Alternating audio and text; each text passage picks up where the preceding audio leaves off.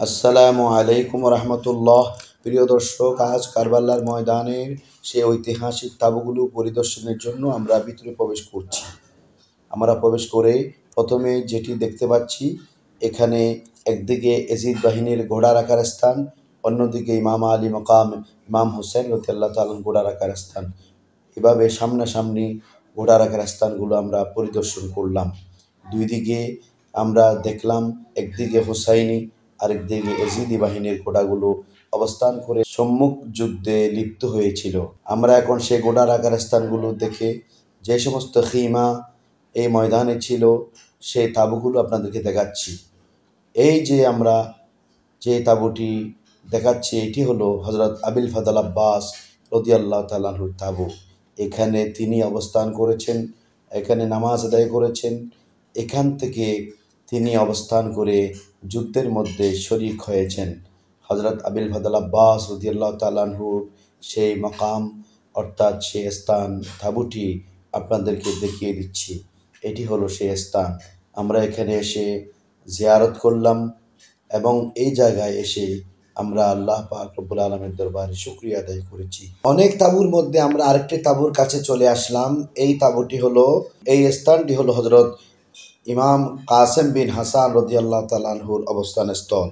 এখানে হযরত ইমাম হাসান রাদিয়াল্লাহু তাআলা আনহুর শাহজাদা হযরতে কাসিম রাদিয়াল্লাহু তাআলা এখানে অবস্থান করেছেন, এখানে নামাজ পড়েছেন। আপনারা একটু ভিতরে দেখুন, এখানে ইমামে কাসেম বিন হাসান রাদিয়াল্লাহু তাআলা অবস্থান করেছেন। আমরা এখানে এসে ইমামে কাসেম বিন হাসান রাদিয়াল্লাহু তাআলা আনহুর এই অবস্থান স্থলটি পরিদর্শন করলাম। এখানে এসে দোয়া করলাম, কারণ এখানে ইমামে আলী মাকামের খলিজার টুকরা ইমামে কাসেম বিন হাসান রাদিয়াল্লাহু তাআলা এই তাঁবুর মধ্যে অবস্থান করেছিলেন, অর্থাৎ এই জায়গাটিতেই অবস্থান করেছিলেন। আমরা সেই জায়গাটিও আপনাদেরকে দেখাবার জন্য এখানে নিয়ে আসলাম। তো সুপ্রিয় দর্শক, অনেক তাঁবু রয়েছে, আমরা আরেকটি তাঁবুর কাছে চলে আসলাম। এই তাঁবুটি হলো ইমামে জাইনুল আবেদিন রাদিয়াল্লাহু তাআলা আনহুর অবস্থান স্থল। এই তাঁবুটিতে ইমাম জাইনুল আবেদিন রাদিয়াল্লাহু তাআলা আনহু অবস্থান করেছিলেন। তিনি এখানে নামাজ আদায় করেছিলেন এবং এখান থেকে ইমাম আলী মাকাম ইমামে হোসাইন রাদিয়াল্লাহু তাআলা আনহুকে অসুস্থ অবস্থায় সহযোগিতা করেছিলেন। যদিও যুদ্ধের ময়দানে অসুস্থ থাকবার কারণে যেতে পারেননি। ইমাম আলী মাকাম ইমাম হোসাইন রাদিয়াল্লাহু তাআলা আনহুর একমাত্র জীবিত সন্তান তিনি ছিলেন, যিনি ইমাম জাইনুল আবেদিন রাদিয়াল্লাহু তাআলা। তিনি এখানে কারবালার ময়দানে তাঁবুতে এই জায়গাতে স্থানে অবস্থান করেছিলেন। তাই ওনার সেই জায়গাটি বর্তমানে এভাবে রাখা হয়েছে। আমরা এখানে এসে জিয়ারত করার সৌভাগ্য লাভ করেছি। সুপ্রিয় দর্শক, এভাবে কারবালার ময়দানে আরও অনেক তাঁবু রয়েছে, আমরা একটার পর একটা আপনাদেরকে দেখাচ্ছি।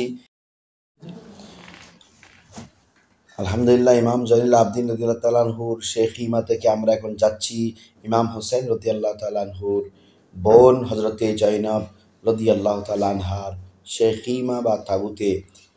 তিনি সেই খিমাতে অবস্থান করেছিলেন যুদ্ধের ময়দানে। ইমাম আলী মাকামকে যিনি অনেক সাহস জুগিয়েছিলেন, সেই সাহসী বোন হযরতে জয়নব রাদিয়াল্লাহু তাআলা আনহার সেই স্থান। এখানে তিনি অবস্থান করেছিলেন, নামাজ আদায় করেছিলেন।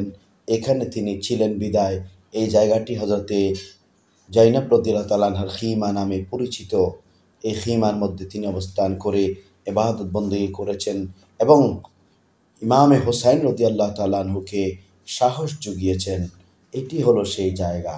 এখান থেকে আমরা আরেকটি গুরুত্বপূর্ণ খিমার মধ্যে যাচ্ছি, যেই খিমার মধ্যে কারবালার দুলহা সৈয়দুশ শুহাদা হযরত ইমাম হোসাইন রাদিয়াল্লাহু তাআলা অবস্থান করেছিলেন।